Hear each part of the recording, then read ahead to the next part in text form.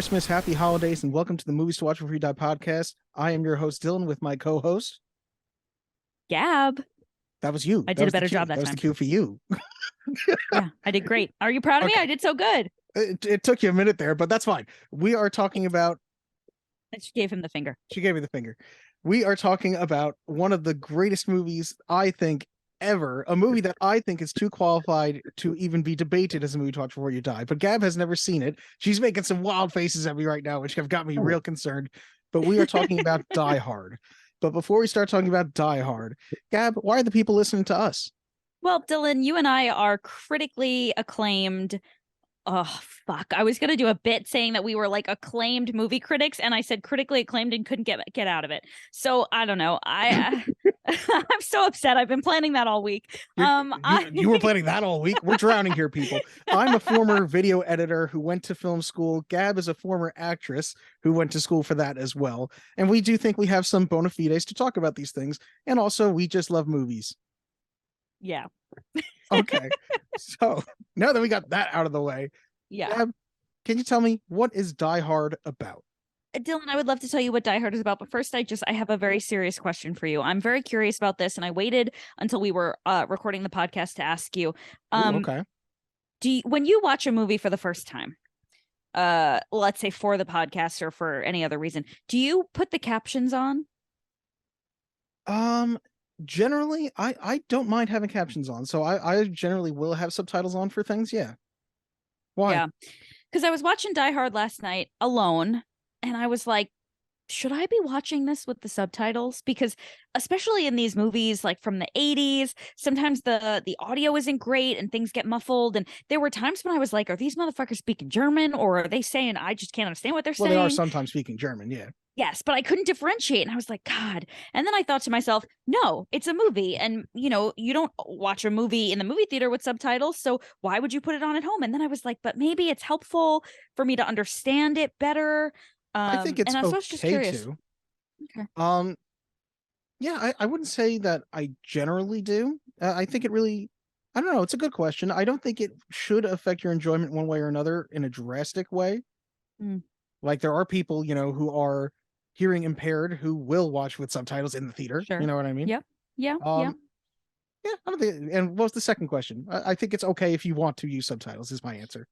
Well, Dylan, the second question, I'm gonna have to wait until later on in the episode because it is the pivotal question about this movie. Then I already think I know what question that is. But before we get to the question about Die Hard, let's finish talking about what it's about. What's this all been about? What am I working toward? You think you know everything about me, don't you?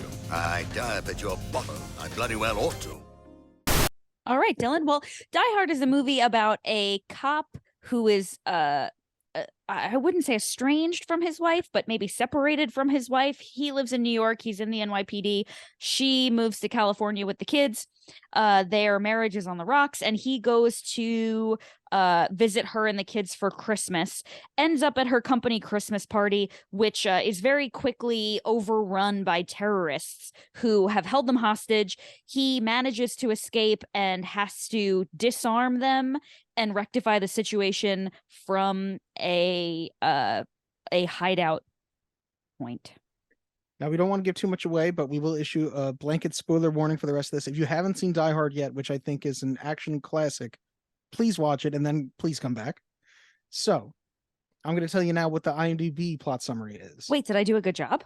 I thought you did a good job. You did solid. Thank you. I need that validation. Very good, Gav. You were wonderful. Thank you. A New York City police officer tries to save his estranged wife and several others taken hostage by terrorists during a Christmas party at the Nakatomi Plaza in Los Angeles. Honestly, now that I read it back, that's pretty dang spot on. I did an incredible job. And I would definitely have said estranged. I was surprised when you went off of that. I think the character hinges on his relationship with his wife. But that's something I'll get into more later. And the tagline is, "It will blow you through the back wall of the theater." You know what's interesting about taglines? Sometimes they're just like a comment on the movie, but sometimes it's like talking directly to the viewer from some like God, like what's the name for a God voice? Omnipresent, omnipotent, omniscience. Yeah, there's a lot of omnis. omni from some kind of like omnipotent, you know what I'm saying? Yeah, I like think who what the fuck? taglines can also, I don't think that in the end they matter. They're normally just on a poster, which it makes sense Yeah. because I don't know if you know the poster for Die Hard. Sometimes the poster is just a poster of the building, the Mhm. Nakatomi building, because when they were first making the movie, they had no faith in Bruce Willis as a movie star. Wow. Um, but I'm not a particular fan of that tagline. Like, there are iconic taglines, but that's not important. I think Yeah. what we should start doing, because we have plenty to talk about this movie, or at least I do, is get to our opinions. It's time for opinion time. All right. In this critic's opinion, That's just like your opinion, man. Well, I have a right to my opinion, and my opinion is you have no right to your opinion. Since I talked about this movie, since I suggested this movie, I would love to know, first and foremost, since you saw this for the very first time, which I probably saw it for the first time when I was like 16, I'm very curious. What did you think? What are your opinions? Well, I think you really want me to go first? We already know that you like it. Why don't you talk first? Tell me why you like it, and then I'll tell you how I feel. Okay. That's good. I could just build more suspense time for how much you love it. So I literally found myself during this movie making lists of lines that I love from characters, because there's so many. I think that the movie doesn't spend a lot of time focusing on a lot of characters, but the characters that it gives any focus to, it makes them feel fleshed out as a person. Even the character like Nordberg, who I think that's his name, who's the anchor, not the anchor, but he's the newsman, the reporter. Oh, yeah. He has maybe 10 lines or less in this movie. And I feel like I understand that character and what a douche he is.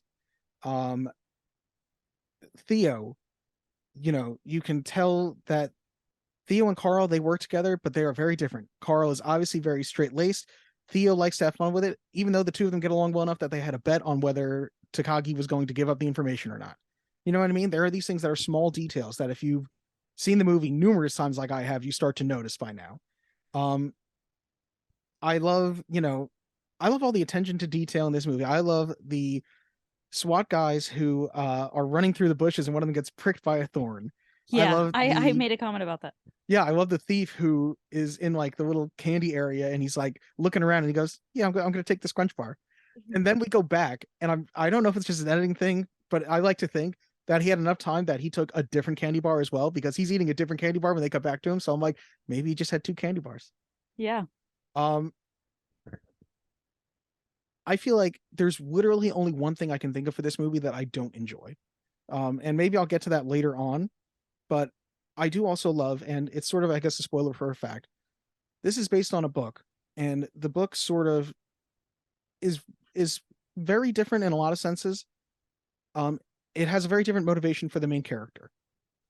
And the motivation for the writer, Jeb Stewart, I think is his name, when he was trying to figure it out, was he got home, he had a fight with his wife, he went back out to drive just to cool off. And he said he realized quickly while he was driving that he was wrong. And this was not in the times of cell phones, so he was like, I owe her an apology. But while he was on the highway, all these cars are moving out of the way, and he doesn't. And just in time, he sees that there is a refrigerator box on the highway. And he does not have time to avoid it. So he smacks into this thing. He thought he was going to die, and fortunately, it was empty. And he said it crystallized for him at that moment that what this movie is about is a person who needs to say he's sorry to his wife. And you can really feel the entire time, like there's obviously key moments for that, but I just love the motivation of it. And I think it's something that is very relatable. And I think John McClane is such a relatable character, especially in the 80s when you have action heroes like Rambo, like Schwarzenegger and Predator. You know what I mean? Schwarzenegger and Stallone, that's their decade. And as much as Bruce Willis is very in shape, at the time he was like a wimp compared to, those muscle-bound behemoths. I did make a note that says Bruce Willis couldn't have gotten more jacked for this role. I think it's purposeful that he isn't. And I think he's in better shape than the average man. Well, yeah, but that's not saying much. No offense, America.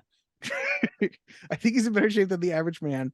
And I think what matters is that he shouldn't be overpoweringly huge. He's not the tallest guy.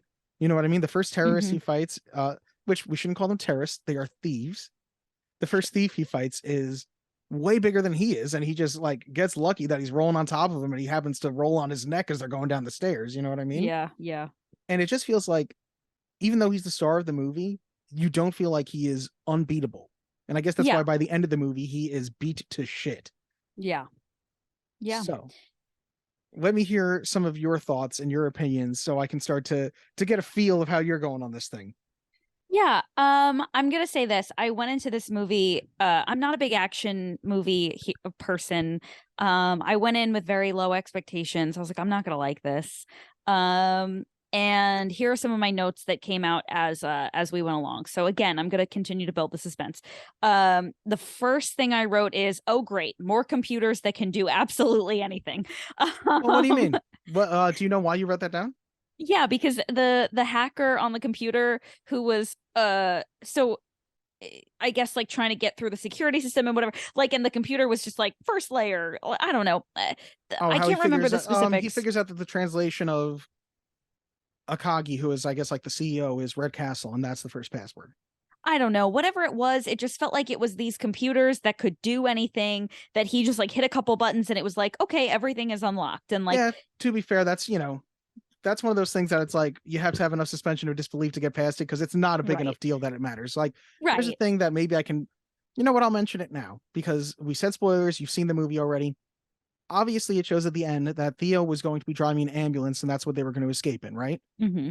There's a very clear shot of those terrorists coming out of that truck at the beginning, and there's no ambulance in there.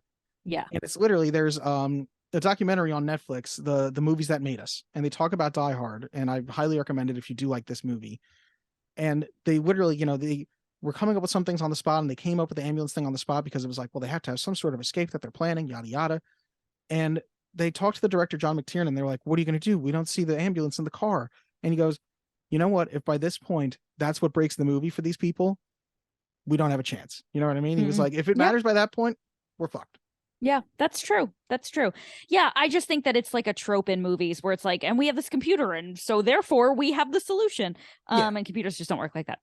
I wrote, why did the blonde guy need to use his armpits to slide down that very normal staircase? I thought it was cool. I think is a valid question.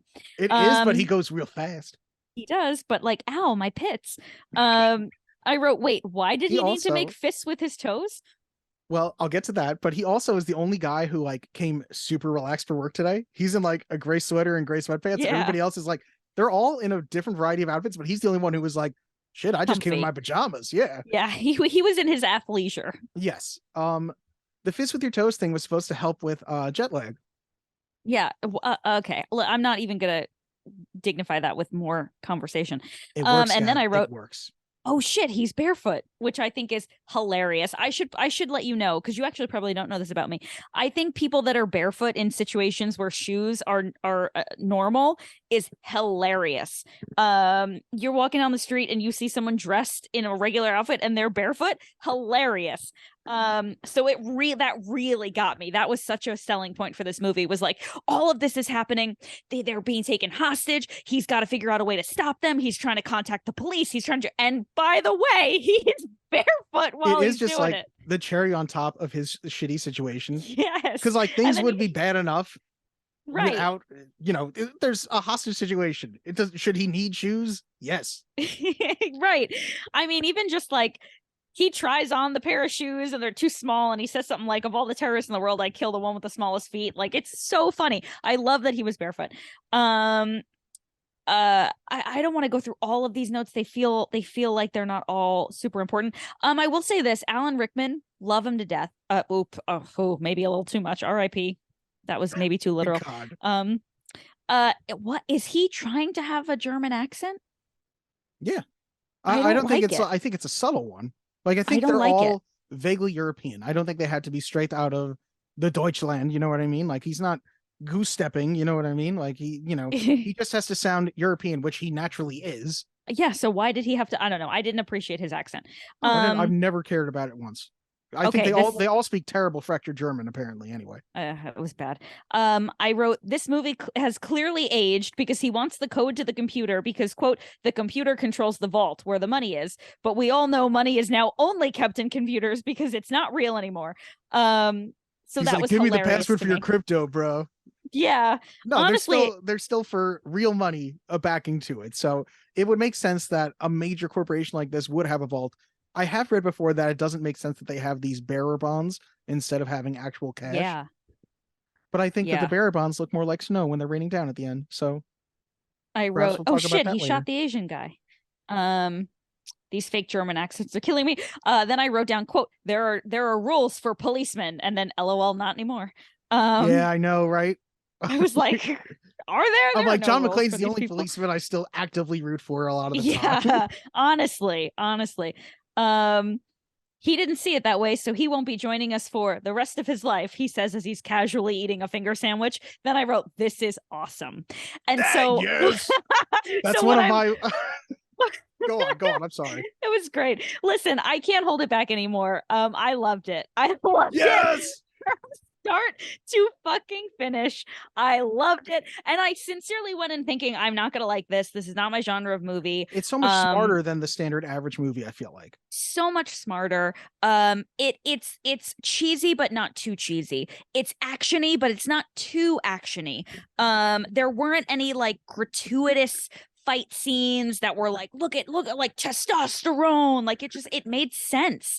It had me on the edge of my seat. I will say this: I have a fear of falling, which I learned recently is different from a fear of heights. I have a fear of falling, and all of the scenes where he almost fell really got me. I was like, ah! There's one in particular. I feel like the first time that he like has to jump off the roof when the three guys converge on him, and he goes, and I'm like, oh my god, is he just off the building the first time I saw it? And no, you see like he goes slightly off to a slightly lower level and hits a railing, and you're like, Yeah. oh, his ribs are definitely screwed. But I literally have a list here of Hans's awesome lines, John's awesome lines, and then just awesome lines from other people.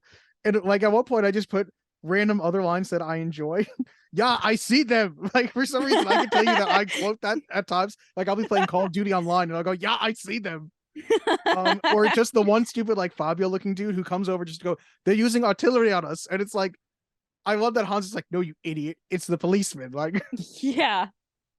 but there's just so many. There's so many good lines. It's not realistic, but it's also ultra realistic. You know what I mean? Yeah.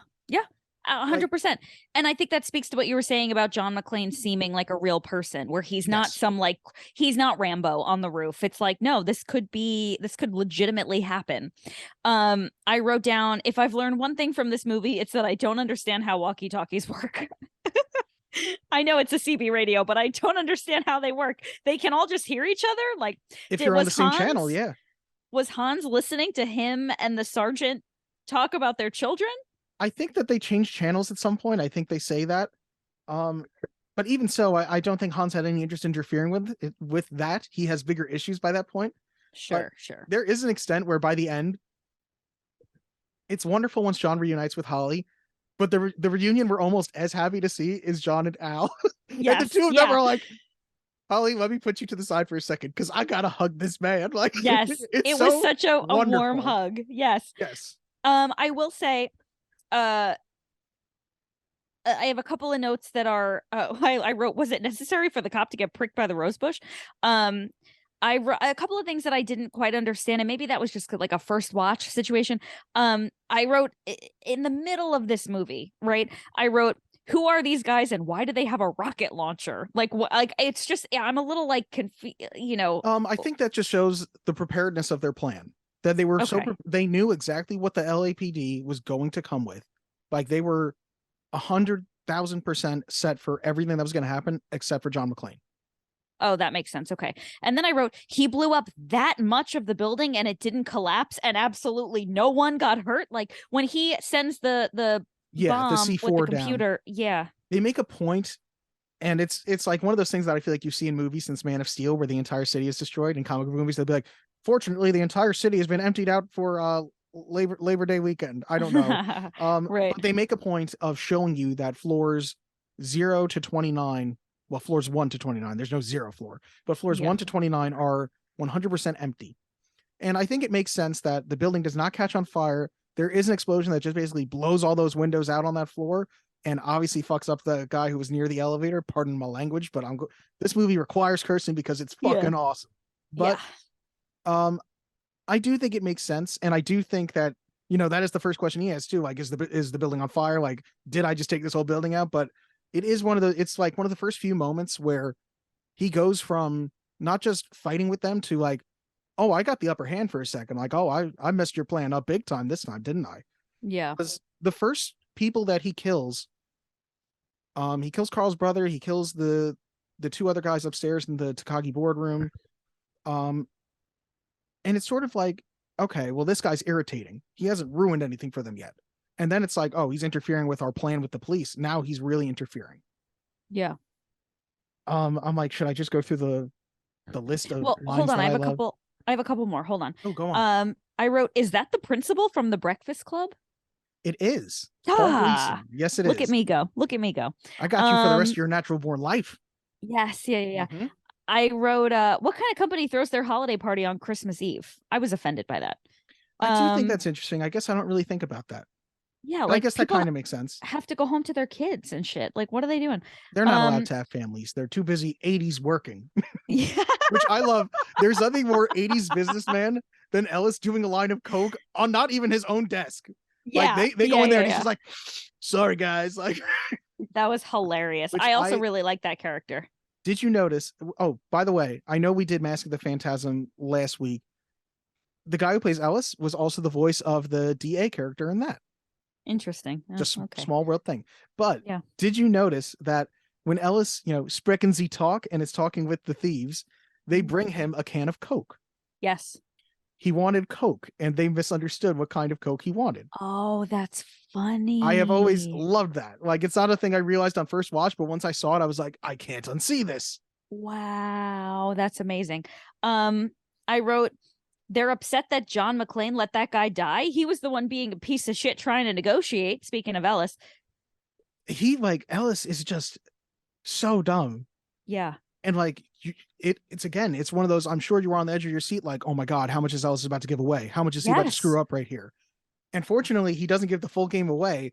And I love the fact that the entire movie, there is a picture sitting right behind Hans that he does not realize, like, oh, I should turn this up. And you're just like waiting for that moment. And when it finally does happen, it's such a oh shit moment when he goes, Mrs. McClane, and you're like, Mhm. no.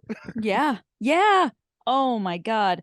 And yeah, and then my last gripe with this film was Hans dangling with the gun, just not shooting. Well, I think the point is that he is attempting to shoot. So he is bringing his arm up. He's about to shoot. And I feel like we do have Hans in somewhat of slow motion while we sort of have John and Holly in regular motion. But Hans is supposed to be lifting his arm at the same time as they are getting that watch off of her. The watch that she got for doing such a good job that Ellis points out at the very beginning, the Rolex. Yep. And I'm going to bring a little fact in right now too. Alan Rickman, that was the very last thing he filmed because he was filming his own stunt, which it's a 40-foot drop onto like a big air cushion. And apparently, they said, we're going to do 3, 2, 1, go. And then John McTiernan apparently told them, drop him on 1. So he was obviously pissed about it, but I got to say, it's such a great reaction shot you get from him. Oh, it's so good. It's so good. So good. I can't believe he did that. He's a little old to be dropping 40 feet. Not at the time. I mean, he's not a young man. And he didn't like land on his feet. You know what I mean? He's not a cat. I guess. He did instead of a stuntman, and Bruce Willis did a lot of his own stunts for this too. Yeah, I believe that. There's also, I love the sequence where he's got to get off the roof because they're about to blow the roof and the FBI is trying to shoot him.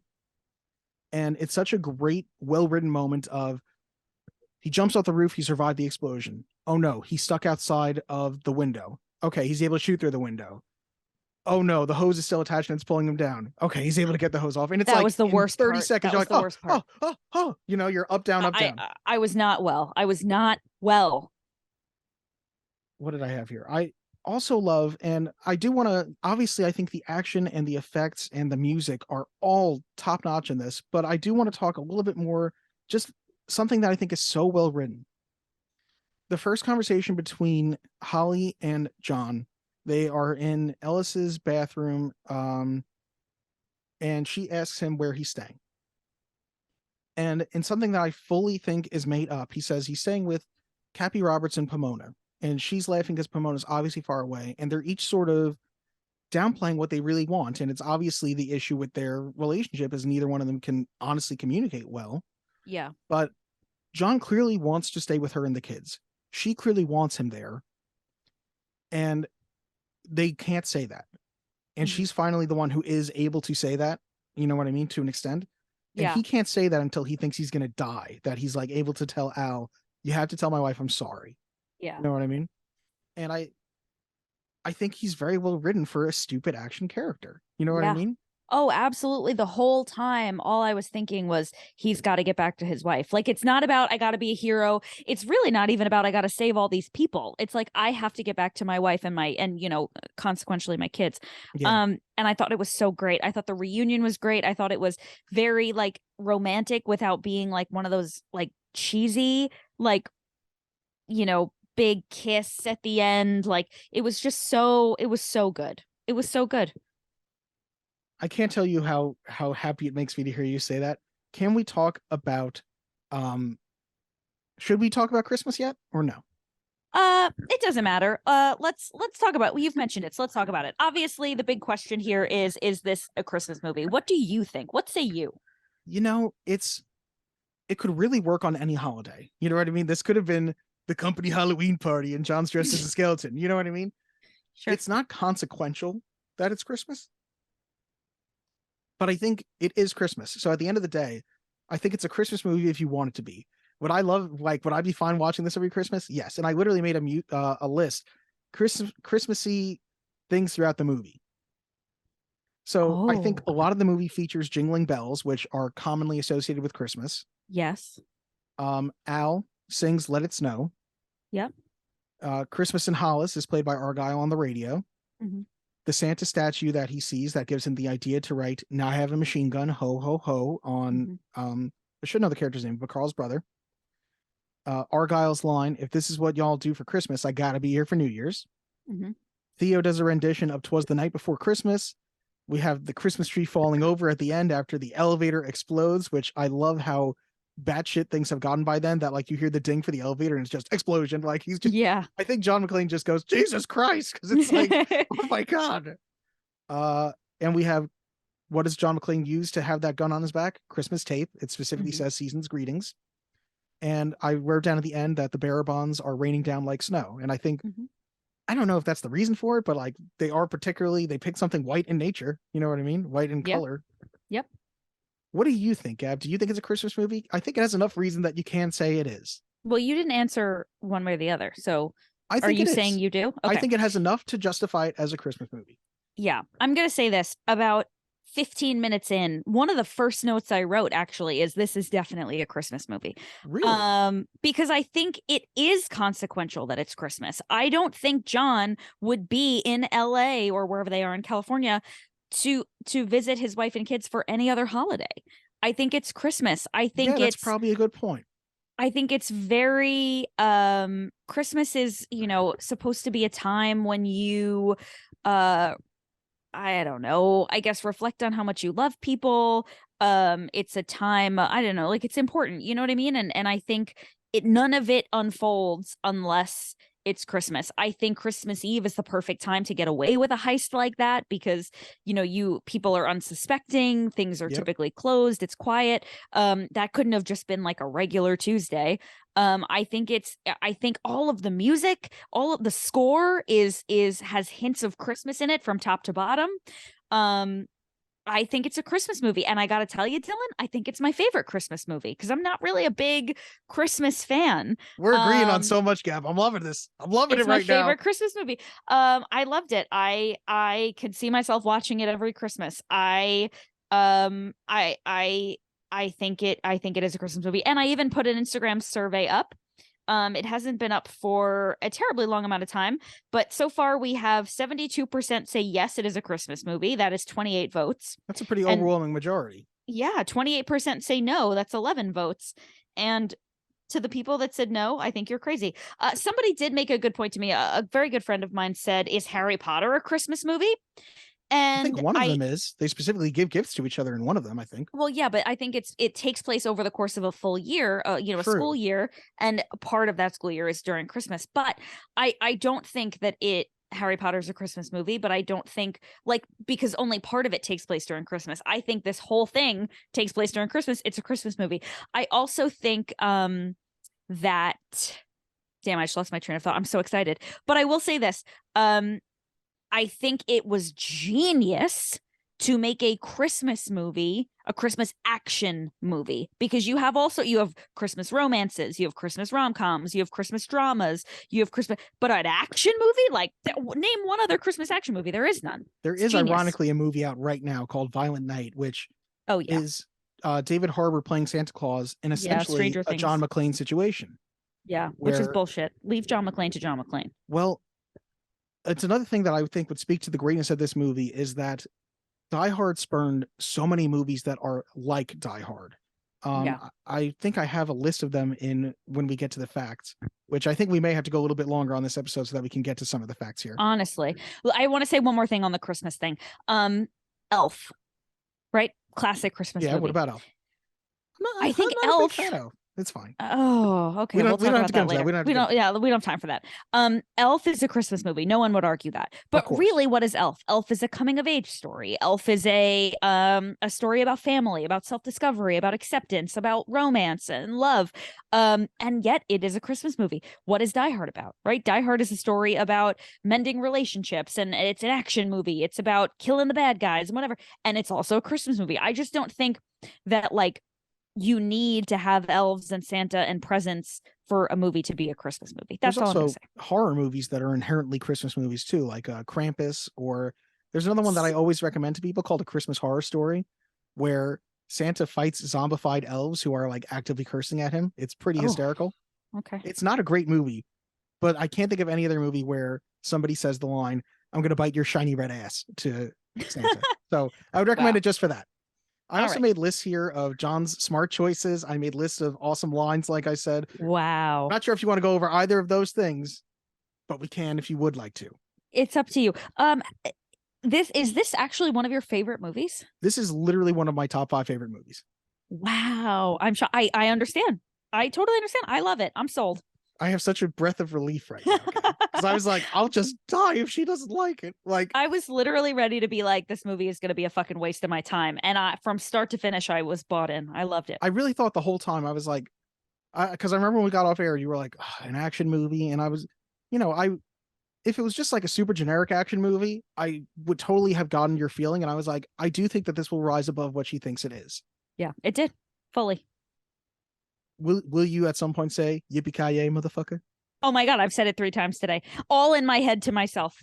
I do also love when Han says at the end, he goes, yippee-ki-yay, motherfucker. He says it it's the same line, but he just says it so weirdly that you're like, so what? Weird. Yeah, it doesn't sound right coming out of his mouth. Everything, the first 10 things Han says are so fucking cool, I think. When he says, I'm going to count to 3, there will not be a 4. I'm like, oh fuck. How many times has your mother said that in your life? Because my mom used to say that shit all the fucking time. Yeah, but you don't care when they say it. You're gonna stop at 3. You know what I mean? It really is. I actually think I've heard my mom say that specifically. I think she said there will not be a 4, and I bet that was fucking from Die Hard. That stupid bitch. Love you, Mom. She doesn't know how to listen to this.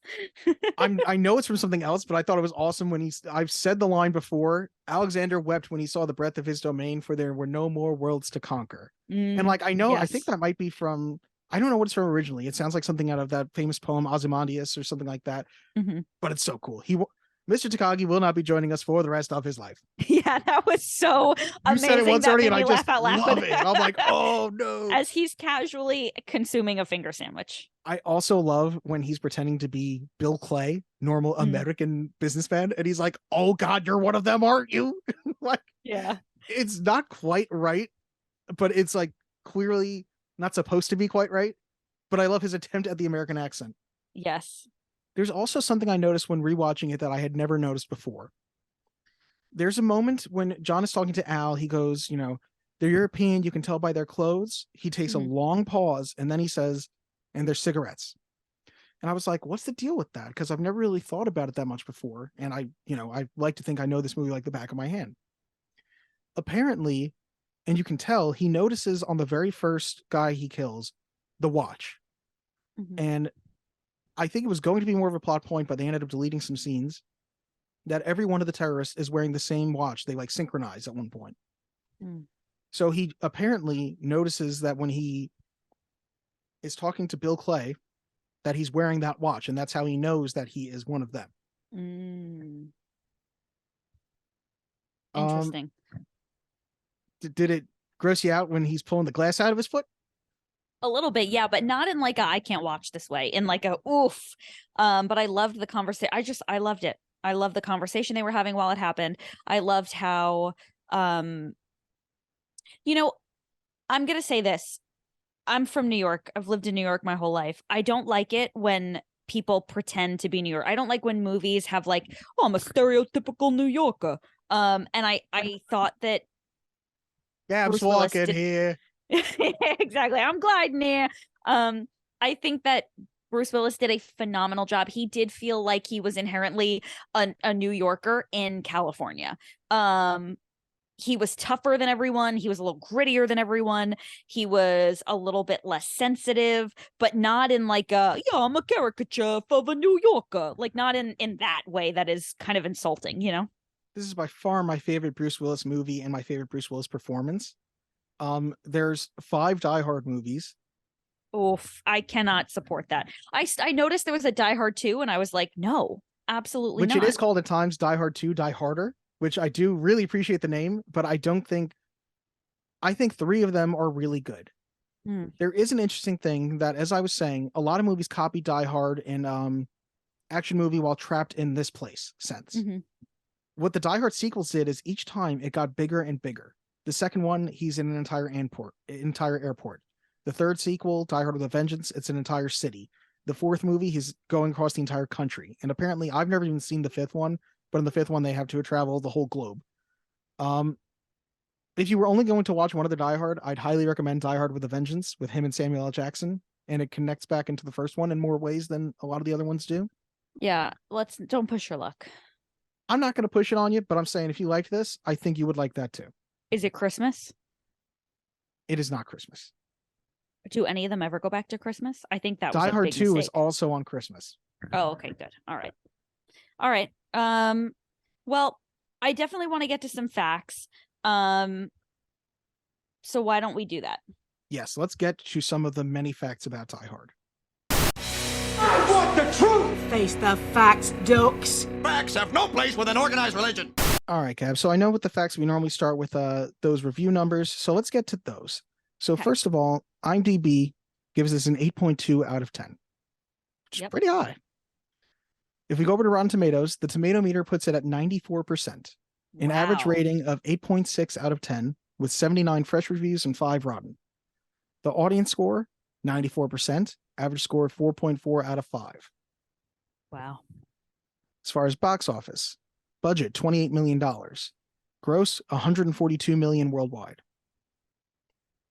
I think before I get to our reviews and stuff, it was nominated for 4 Academy Awards at the 1989 Academy Awards. Whoa. Best Sound, Best Film Editing, Best Effects, parentheses sound effects editing, and Best Effects for Visual Effects. So I okay. do think you honestly could probably give it a very different set of awards. Like I do think it's incredibly well written for an adaptation that ends up being very different because this is adapted from a book. Mhm. It was the winner of the Best Foreign Language Film at the Awards of the Japanese Academy. And in Oh. 2017, it was inducted into the National Film Registry, meaning it's now preserved in the Library of Congress for being culturally, historically, or aesthetically significant. I would say this movie is 300,000 times more culturally, historically, and what was the other one? Aesthetically? Aesthetically significant than Clerks. Now, Gab, there's no need to put one thing down when we bring up one other thing, okay? We can just we can saying. be nice to all things here, okay? All right. Yeah, All and right. we love Keen Machine and Scotty Cameron the same. All right, keep going. We do. This was directed by John McTiernan, who also directed Predator, The Hunt for Red October, and Die Hard with a Vengeance. Interesting. This was written by Jeb Stewart and Stephen E. D'Souza, who also wrote Commando, which is a much worse, like it's a much stupider action movie. It's a lot of fun, but it's stupid.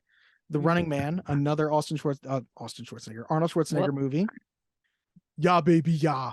Die Hard 2, Street Fighter, Ricochet, and lastly, a movie that we will at some point be covering because I will make you watch it, The Fugitive. Yeah. Obviously, it stars Bruce Willis from Pulp Fiction and The Sixth Sense, Alan Rickman from the Harry Potter films and Galaxy Quest, Bonnie Bedelia from Presumed Innocent, Reginald Vell Johnson from Family Matters, aka The Urkel Show. Yeah, that all of a sudden I was like, oh my God, I couldn't believe it was him. Paul And Gleason. Ghostbusters. Reginald Vell Johnson's in Ghostbusters? Yeah, very briefly. That's funny because I think it's William Atherton, who plays the newscaster, is also from Ghostbusters. It's true. This man has no dick, they say to him. I remember that specifically. Yeah. Paul Gleason, who you pointed out is from The Breakfast Club. Alexander Godunov, who plays Carl, the evil thief, was a classical ballet dancer with the Moscow Classical Ballet. Well, good for him. He should have been in Black Swan. That would have been a cool thing. I think he was probably dead by then. Not important. We're going to breeze right past that. And wait, he's dead? Yes. And how? Leslie, why? How do you know? You say that like it's obvious. How do you know? I don't know. Did you get an alert on your phone when he died? No, I think he died a long time ago. I think he died, sadly, young. Why? But like, I'm just so confused. He seems like such an irrelevant person. Like he's never been in anything else. You're not super familiar with the Moscow Ballet Company. So how do you know that he died young? He was also in many other movies. You know what I mean? Like, was he a legendary actor? No, but he was also in The Money Pit, for example, the Tom Hanks movie. And I know that he was in other things. I'm having trouble thinking of other things. But yeah, he was in movies, quite a few movies through the 80s. But you're still avoiding the question of how do you know that he's dead? I don't know. I guess I think what I'm getting at is seen The Money Pit and Die Hard, and I looked him up at some point. I think maybe you had a hand in his untimely death. I did not. I mean, you're getting a little upset, Dylan. Why don't you have something you'd like to confess?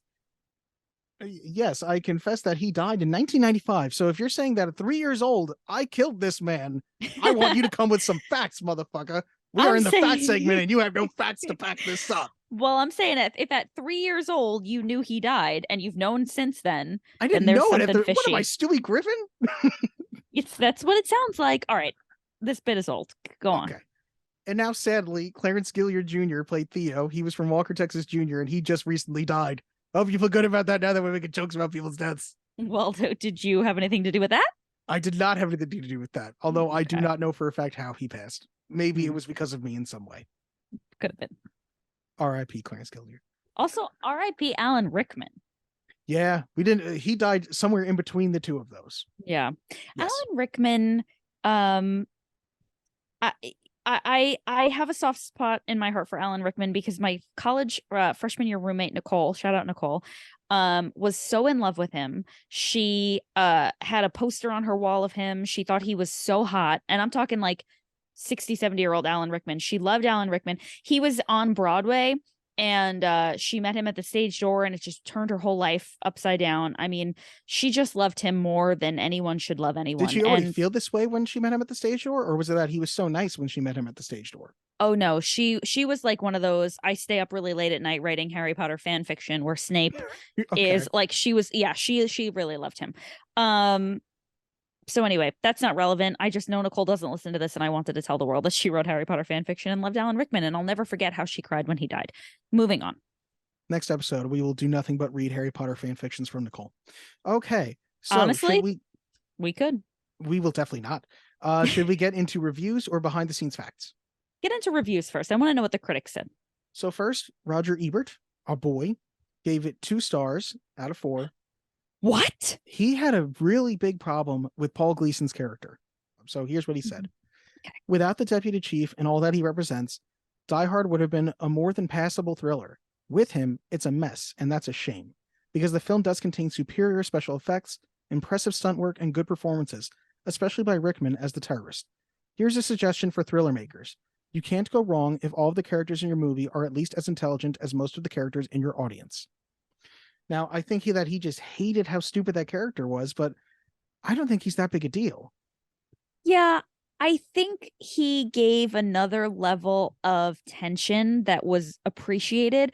And to be honest, like, I don't really know. I feel as though the FBI does probably have some steps that they have to go through. Like, those agencies to me seem like they're probably very strict with like protocol. And so I think it makes sense that he was doing those things that we all know were a bad idea. But like, and also, I don't know, I look at this as very much like pre 9/11. So it's kind of, which I'd love to discuss since we've decided that this episode's going to be a little longer, how maybe this movie would have changed post 9/11. Because that was kind of something that really I was thinking about quite a lot while I was watching it. Yeah, it didn't bother me. It just felt like in my mind, they had a very specific set of rules that they had to follow and steps and procedures that they needed to do. Mhm. And even though obviously we all knew like John McClane was the person to listen to, like, what were we going to do? The FBI is going to FBI. Yeah. I don't think that there ends up being too many major differences if it's post 9/11. Besides, I think that they change, like, not to sound terrible about this, they probably changed the ethnicity of the thieves because the whole point is supposed to be that they seem vaguely terroristic, which post 9/11, we were obviously thinking of that differently. And obviously in, a stereotypical and unfortunate way. But that's why I think now we've sort of gone back to, if we have bad guys of a random ethnicity, I think they've gone back to being now very vaguely Eastern European as they were in the 80s now. Yeah. You know what I mean? But I also was just going to say, I think it also just makes sense to have that character, the deputy chief, because everybody else fully believes John McClane. And it makes sense to have somebody out there who's like, well, what if this guy's not for real? Like, as dumb as he wants to make him seem, all we know is there's a guy in there who said that he can tell by their fake IDs. So like he says at one point, he's like, the guy could be a freaking bartender. And you know what? He's not saying anything crazy. Like, he's not totally out of whack. And yeah, I think they're supposed to seem stupider. Like, we're supposed to be like, no, Alan, John, Rock, these guys suck. When they're like, it's blind fire. They're missing everything. No, they're shooting at the lights. And then you have him a second later going, they're shooting at the lights. Like, yeah, he's obviously supposed to be like a comparison that we can say, oh my God, thank goodness John and Al are there. Otherwise, these guys would bungle the situation even further. Right. I totally agree. And I also think it's like, sometimes like when you're at work, right, and you're doing your job, what actually happens in the day to day. And then you get a manager that walks in and thinks they know better than you. And it's like, no, I'm the one that does this every day. You might be the head honcho. You might have a higher salary, but you're not in the shit the way that I am in the shit. So I'm going to tell you how it goes. And also a perfectly good way of putting it. Yeah, that's how I understood it. And he did seem like a boss that thinks they know everything. That's also, it goes perfectly back to what you're saying when he's like, it's like he pulled the trigger himself because he didn't do anything. And he's like, no, if he had, given himself up, we'd be talking to them right now. And it's like, this guy clearly doesn't understand the situation, much in the way that Ellis clearly didn't really understand the situation. Yeah. I think John says something like, Ellis may not know what kind of guy you are, but I do. You know what I mean? And the point is that Ellis, Deputy Chief Dwayne, they don't really understand the situation as well as they think they do. Yeah, absolutely. And I think it just, like I said, it added another layer of tension where it was like, oh my God, now we have the FBI here. And I think it was extremely necessary that Hans and the terrorists were expecting the FBI to fumble it. Like I don't necessarily know that the FBI fumbled the situation as much as they followed protocol, which is he just what knew exactly what they would do. Exactly. Yeah, no, I didn't have a problem with it at all. I just thought it was another obstacle that he had to overcome. And what I loved about it was that it was another obstacle that wasn't in his immediate vicinity. So now he's got a way to communicate with them, but they just won't listen. Yeah, I was surprised what an issue that was for Roger Ebert. But yeah, let's move on to a couple more blurbs. I didn't even read the critics' consensus on Rotten Tomatoes. Its many imitators and sequels have never come close to matching the taut thrills of the definitive holiday action classic. Holiday action classic. Agreed. And yeah, there are not enough holiday action classics, as you said. No, David I didn't Scarrett, say there aren't enough. Yeah, you said there's not enough holiday action movies. Okay. I said or you just said that you can't other. think of many others. Yes. Yeah. Yes. David Sterrett from the Christian Science Monitor said most of the action is run-of-the-mill Hollywood blood and thunder, but a couple of scenes are unusually reprehensible. Oh. He was one of the 5 Roddens, I'm guessing. Richard Schickel from Time Magazine. In the first half of director John McTiernan's movie, Willis wears an undershirt. In the second half, he gets rid of it. And that's pretty much it for his performance. Oh my Which again, God. I'm like, we were not watching the same movie, dude. Because yeah. Again, like maybe I found, the only 3 people who were Rodden towards it, and I couldn't believe it. I think they said there were 5 total Roddens. But let's get to some positives. Brian McKay from eFilmCritic.com. Rent it on Christmas Eve and give that wonderful life shit a rest for 1 year. Marjorie Baumgarten from Austin Chronicle. Bruce Willis discovered his movie legs in this superb action movie. Chuck O'Leary from FullViewDriveIn.com. A seminal action film that created an entire subgenre. Super action, but the key to its success is how it effectively pits Willis's common man hero against Rickman's haughty arch-villain. Greg Mackey from the Star Democrat. Not only the best action movie ever made, but one of the very best of any genre. Wow. Second to last review. Brian Eggert from the Deep Focus Review. The gold standard for action filmmaking. What action movie tropes Die Hard doesn't follow, it reinvents or altogether originates, and all of them have yet to be bettered. Yeah. Last one. We're bringing it back, baby. The IMDb featured review. Okay. 8 out of 10. Top action film of the 1980s. Every so often, a film comes along that resets the standard for its genre. Die Hard did just that very thing for action films. Any film that inspires copycats and wannabes really does its job well. Bruce Willis made a very successful transition from the small screen to the big screen as the everyday Joe forced into being the hero. This film has all the necessary ingredients to qualify it as a great action movie. All you have to do is see it for yourself. Particularly well done is the performance of Alan Rickman as the chief villain Hans Gruber. You can come up with good arguments for many action films as to which is the best all time, and this one is no exception. Well done. Yeah. All right. Now that we're done with reviews, you want to hear some of these facts? Yeah. Fact me up. Go fact yourself. Okay. The fictional Nakatomi Plaza was actually the headquarters of 20th Century Studios. Pause. Did I just hear you say plaza? Plaza. Plaza? Was that very Plaza. New York of me? No, I don't know what that is. Oh, I of you, feel but like that it's was not very New York. Long Island accent of me. Plaza. I don't know. I'm blown away. I feel like Plaza is New It's York. like when my mother, who also does not listen to the podcast, says traumatizing. Wait, your mom goes full Jamie Lee Curtis? She says things are traumatizing. Okay. That's hilarious. Shout out Aunt Carrie. Shout out Aunt Carrie. The fictional Nakatomi Plaza is the headquarters of 20th Century Studios, so the studio could use one of its own buildings and didn't have to hold back on stunts and action sequences. Some of the middle floors were occupied by legal and administrative departments, so only empty floors were used for filming. Still, the filming of scenes that involved gunfire had to be postponed until after hours because some of the employees from the active floors were complaining about the noise. That's incredible. Great, smart. The costume department had 17 undershirts in various stages of degradation on hand for Bruce Willis. Amazing. When John McClane runs through the glass shards in his bare feet, I air quoted bare feet, after Hans has his men shoot at the glass partitions in the computer room, Bruce Willis is wearing special rubber shoes designed to look like his own bare feet. One can see this if looking closely, as his feet appear quite unnaturally large in some of these crucial barefoot scenes. That's funny. So we hadn't addressed it yet. This was Alan Rickman's first movie. He had done some TV stuff and obviously a lot of the theater, but this was his first film, which I think is very cool. And he knocks it out of the park. So good. In the making of featurette, director John McTiernan revealed that a majority of the exterior shots of the building showing explosions were real, full-scale explosions set off in and around the actual building. Damn.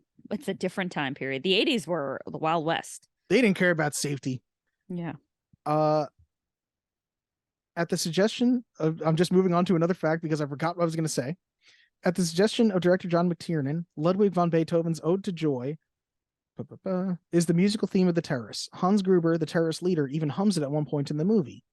Film composer Michael Kamen at first thought it was a sacrilege to use Beethoven in an action movie, telling McTiernan, "I will make mincemeat out of Wagner or Strauss for you, but why Beethoven?" McTiernan replied that, with a V. Wagner. Oh, that's a typo on their part. I No, copied and pasted that. Is it It's spelled it's with correct, but you pronounce it Wagner. Okay, we're gonna move past this, Gab, because I'm looking dumber and dumber the more we talk. McTiernan replied that Ode to Joy had been the theme of the ultra-violence in Stanley Kubrick's A Clockwork Orange. Kamen, a Kubrick fan, then agreed when asked how he's doing. What happened here? Oh my And the god, secondhand embarrassment that I feel right now is this is brutal. I'm falling apart here, Gab. Okay, this extended episode is doing you no favors. this time was a typo on my part. I'm falling apart under the pressure of these extended times. Okay. McTiernan replied that the Ode to Joy had been the theme of the ultra-violence in Kubrick's A Clockwork Orange. Kamen, a fan of Stanley Kubrick, then agreed.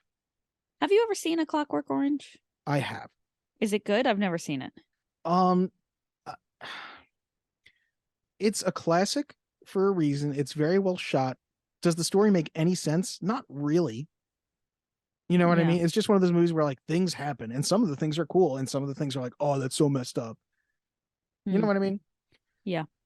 Okay. When asked how he's doing while repairing his bleeding feet, McClane responds with, all things being equal, I'd rather be in Philadelphia. A famous quote of W.C. Fields misconstrued to be on his gravestone. I just thought he was saying he just wouldn't want to be there. Like, I didn't know that was a famous quote from something else. I thought it was a very funny, like, also, fuck Philadelphia, you know? I'm sure that is related to your Mets fandom, but be careful with this wholesale saying fuck cities. Oh my God. But all 18 people that listen to this podcast, maybe 19 at this point, maybe 20 if we're really lucky. Yeah, I'm a Mets fan and the Phillies suck. You can say that. You can say you hate the Phillies. I do hate the Phillies. The city of Philadelphia is lovely in many ways. You don't like the Liberty Bell, Gab? The Liberty Bell is fine. We've been to Philadelphia so many times. This is not about Philadelphia. Also, Philadelphia kind of sucks. Oh, okay. You know what? I'm just going to breathe fast and go to the next fact. Okay. The line "Yippee-ki-yay, motherfucker" was voted as the number 96 100 greatest movie lines by Premiere Magazine in 2007. 96 out of 100? Yeah. I think that's pretty good. Oh. Like, it's not good enough to be number one. Yeah. But I think it's significant that they were like, of the 100 greatest movie lines, up there is John McClane going, "Yippee-ki-yay, motherfucker." What do you think number one would be? I don't know, probably like "Frankly, my dear, I don't give a damn" or something like that. That's what I was going to say. Yeah. Okay. Like, even if you have no idea what that's from, you've heard that line. Yeah. Bruce Willis suffered permanent hearing loss while shooting this movie.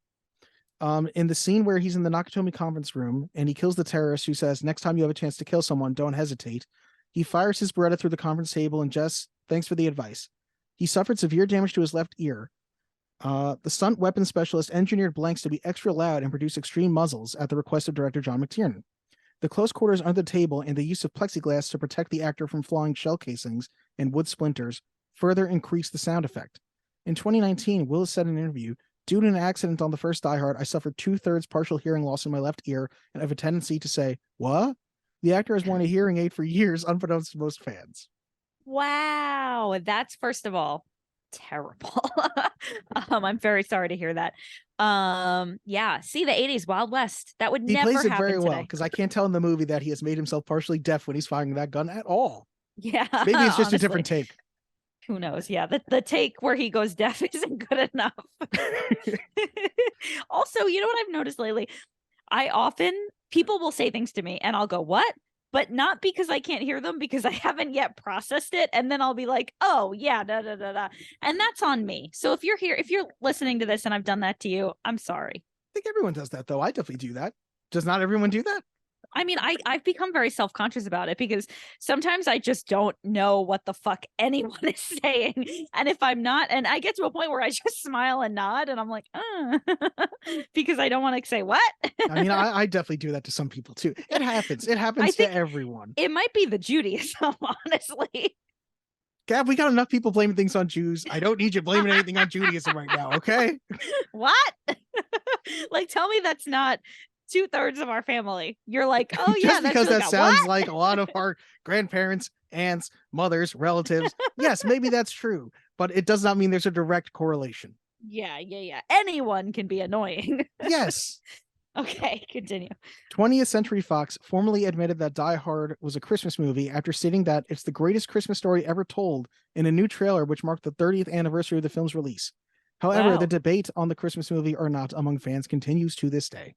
I already mentioned the Coke thing.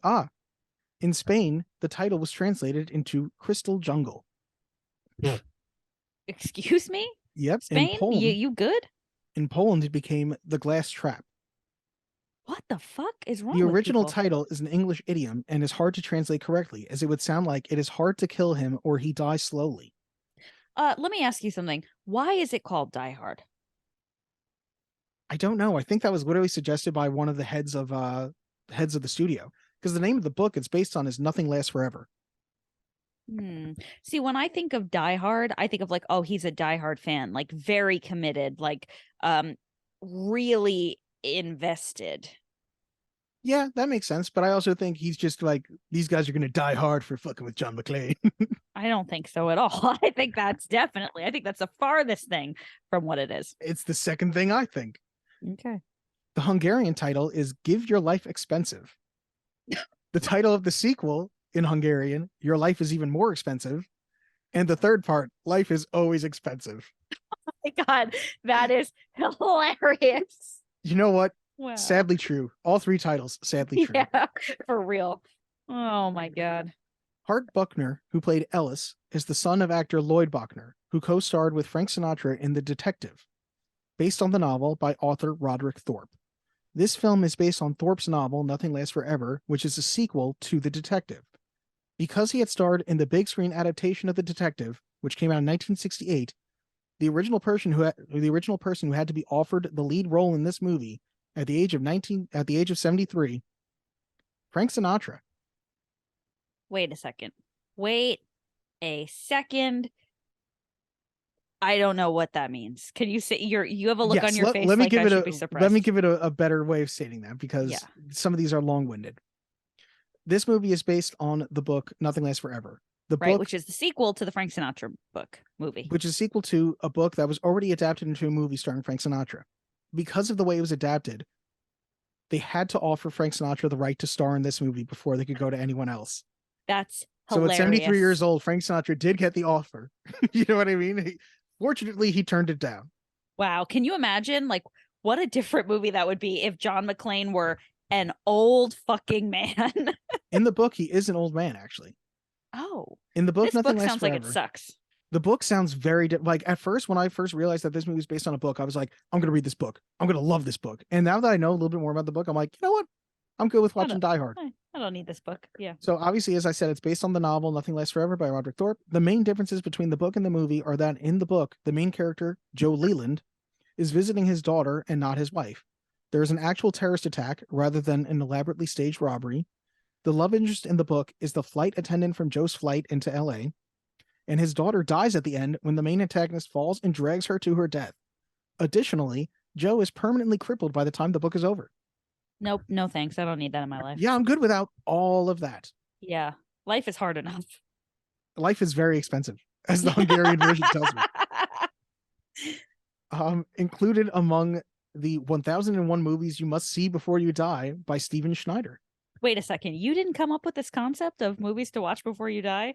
Or apparently, I'm not the first person to use the term. Is this all right because you didn't plagiarize and you changed it from see to watch? copy my homework, but change just a little bit.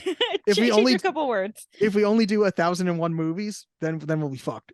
Or if we do exactly that number, yeah, it's over. It's curtains for us. Included among the American Film Institute's 2001 list of the top 100 most heart-pounding American movies. Yep, I believe that. After the here's the list I was talking about. After the release of Die Hard, movie studio executives were keen to copy the Die Hard formula of one man trapped in an enclosed location fighting off terrorists. These include Under Siege, Die Hard on a Battleship, Sudden Death, Die Hard in a Hockey Stadium, Air Force One and Passenger 57, and Con Air, which are all Die Hard on various types of planes. Air Force One, I also like to say, is Die Hard but the President. Under Siege 2, Dark Territory, and Derailed, which are Die Hard on trains. These films were all the rage in the 1990s. Ironically, the Die Hard sequels themselves would move away from having John McClane fighting in an enclosed space, and each film ups the stakes.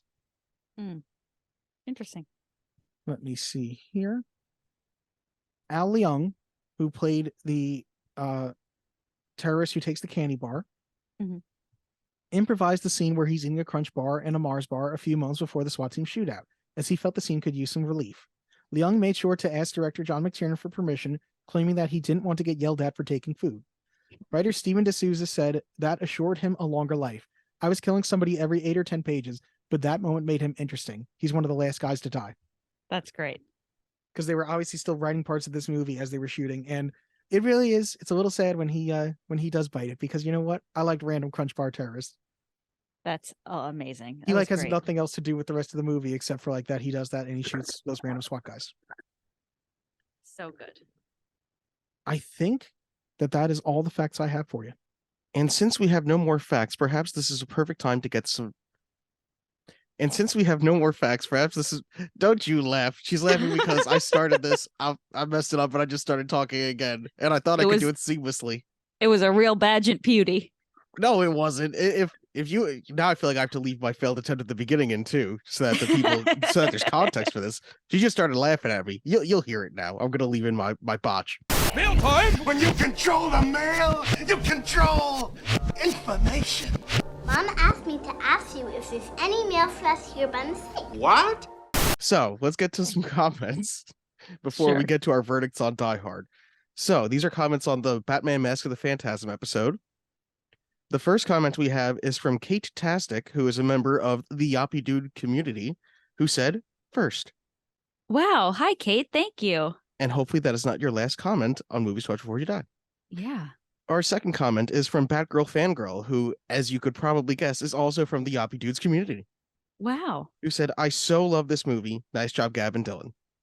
Oh, yay. Glad you love it. Also glad that this isn't a lot of hate mail directed at me. No, I don't believe that there's any direct hate mail. Cool.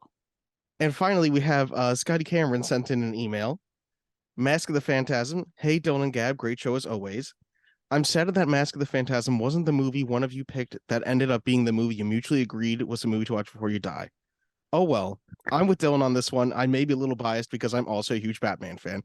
We're both biased, Scotty, for sure. Yeah. I'm definitely biased. But I understand Gab's reasoning. She's not as into comic book movies as Dylan and I are. I think Kevin Conroy is the best Batman. He captures the duality of the character of Batman well. I think the actor in live action who comes closest would be Christian Bale. I think Bale managed to convey that Bruce Wayne and Batman are two different halves of the same person, not quite as well as Conroy, but still well. I love Keaton as Batman. However, I always felt underwhelmed by him as Bruce Wayne. Still in the top 5 Batmen, though. Mark Hamill is my favorite Joker. Gab's making faces because I know that she's a huge Michael Keaton fan. Love him. That's why I thought you would have more love for this Batman movie, and it turns out you just enjoy Michael Keaton's Batman. Yeah, I just You're not like Michael a Batman Keaton. fan, yeah. No. I've only really ever seen Michael Keaton as Batman once or twice. And once you told me that after the fact, I was like, this ain't good. This ain't gonna go well. My jaw dropped when I heard Gab say she didn't like The Dark Knight, which that's typically the superhero movie people who don't like superhero movies like. Oh well, as Joaquin Phoenix's Joker said, and I paraphrase, art is subjective. I love comic books and comic book movies. I have amassed a collection of them over the years. I even aspired to be a comic book writer and artist during my early years of high school before diving into history and government and pursuing a political science degree. I still enjoy the medium and reading the material. I agree wholeheartedly with the point about voice actors and how iconic voice actors should voice the parts in feature films in the context of Mario and Batman the Animated Series. For all my gripes about the Michael Bay Transformers movies, I do have to give Bay and Company credit for having Peter Cullen voice Optimus Prime in those movies. Truly, he is Optimus Prime. I would rather have Cullen as Optimus instead of The Rock by sheer virtue of Rock being more popular than Cullen. I think The Rock would be a terrible Optimus Prime. I will say the Transformers does have a bright future ahead now that Michael Bay is no longer directing the movies. Bumblebee was amazing and Rise of the Beast looks promising. Stay yappy. I'm going to be honest, I have no love for the Transformers movies. I don't know about you. I've never really seen them. I've seen, I think, 2 or 3 of them, but I was never even a fan of the first one, so I was not into it. And he sent us a picture of his comic book collection. Wow, that's impressive, listener. I know that probably sounded disingenuous because I don't really care, but that's a lot of anything. To have that much of one item is truly, it means you're passionate. I did used to have a comic book collection like that. I don't know if I ever told you this. I think it was Hurricane Sandy. We had them in, it was my father-in-law's garage, and I remember the whole place had flooded, and I go into the garage and I went, they're all in plastic, those Mylar bags. Maybe they're safe. And I pick one up and I turn it over and just water poured out of the Mylar bag. And I was like, Oh no. Oh my God. I remember your comic book collection. It was wild. That's when I stopped collecting as dearly as I do, Yeah. I still do like buy comic books occasionally, but not frequently. Oh my God. Well, RIP to that. I remember it being crazy. I remember it being in your jungle bedroom. Like I remember. Yes.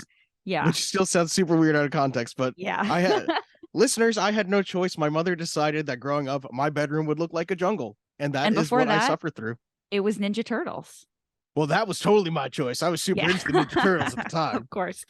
But anyway, yeah, I remember that. And I'm sorry to hear that about your comic book collection. Who would have thought that those bags were not weatherproof? What I'm saying is, Scotty, keep them above ground. Second Yeah. floor, always. Okay, now that we've gotten the important things out of the way, should we get back to Die Hard? Let's do it. Let's do it. Yippee-ki-yay, motherfucker. Should we get to our verdicts, which I think I'm going to be pleasantly surprised with? Well, I haven't said that. Oh, God. Yeah, let's get to the verdict. You go first. Do or do not. There is no try. The guilty will be punished. Sentence is death. Obviously, I think this is a movie to watch before you die. I think that this is a movie that you have to see. And I will always say that I probably didn't watch it in the best circumstances, similar to honestly how you ended up watching it, Gab. I remember this movie was coming on TV, and I just said to myself, I've never seen it before, and I feel like I've heard this title before, so why not watch it? And I can tell you, I watched the movie, I think it took like 2.5 hours to air when I watched it on TV, or maybe 3. And I remember my brother got home and they were airing it again immediately afterwards. And I went, sit down. And I watched that movie immediately again. And I was like, just looking at him like, this is awesome, right? And He had never seen it? No, neither one of us had seen it at the time. Wow. So, Gab, obviously, I think this is a movie to watch before you die. I think this is one of my favorite movies ever. What do you think? Well, Dylan, I've said it before and I'll say it again. I'm not an action movie person. I went into this thinking I was going to hate it. I went into it thinking it was going to be cheesy and over dramatic and that there was going to be a lot of fighting that was gratuitous and unnecessary. And it was going to be just a little bit too testosterone-y for me. And I will say I was pleasantly surprised at how wrong I was. It kept me on the edge of my seat. It was interesting. The writing was great. I laughed. I was left in suspense. It was the perfect time of year. It felt very Christmassy. It felt like the best kind of Christmas movie where I wasn't beaten over the head with it. I loved it from start to finish, and I will agree it is a movie to watch before you die. Totally. Oh my God. So obviously we've agreed on Vampire's Kiss now. After the fact. Yes, this is our first time agreeing in the moment. And it's our first time agreeing on a movie that one of us has actually suggested to the other. Yeah. This is truly, I think, the first. I think and you know what? I'm gonna say this too. I don't think that it was because we broke the ice and we've agreed already, and so now we're just gonna agree all the time. Like, I genuinely, like, if we had never gone back and revisited Vampire's Kiss, I would still say, oh man, did we just give away a lot of... Oh no, What? we didn't. No, I think we're always confused by time frames. No, you're good. I'm sorry. I thought maybe you were going to hear this before you heard the previous episodes that we have not agreed on, but obviously, like, the time space continuum doesn't work that way. So yeah, I think I was expecting to not like it. And I'm not just saying it, like, I'm not going easy on this movie because we've already agreed. Obviously we've disagreed a bunch since then. This is the one. This is great. I loved it. I hope to watch it again, maybe Christmas Eve. I will sleep so soundly tonight, and I could not agree with you more. And I do think it should be a Christmas tradition. Yeah, agreed. And you know what? For 2 Jews, I'll take it. Merry Christmas, Happy Hanukkah, Happy Holidays to you all. And we can all agree that Die Hard is a Christmas movie and a movie to watch before you die. Yippee-ki-yay, motherfucker. Motherfucker. Gab, do you have something picked out for our next episode? I do have something picked out for our next episode. Are you ready to hear it? Yes. All right, so I am going with a more modern movie that is something that I saw in the movie theaters that I wasn't expecting to love, that I actually wound up adoring.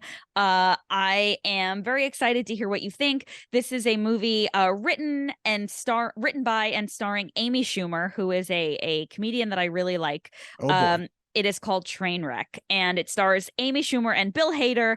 LeBron James is in it. It's a phenomenal movie. I'm very excited for you to see it. As this episode ends in a train wreck, you'll hear train wreck next time. Bye, everybody. Bye. 'Twas the night before Christmas, and all through the house not a creature was stirring except the 4 assholes coming in the rear in standard 2x2 cover formation. I see him! They're using artillery on us.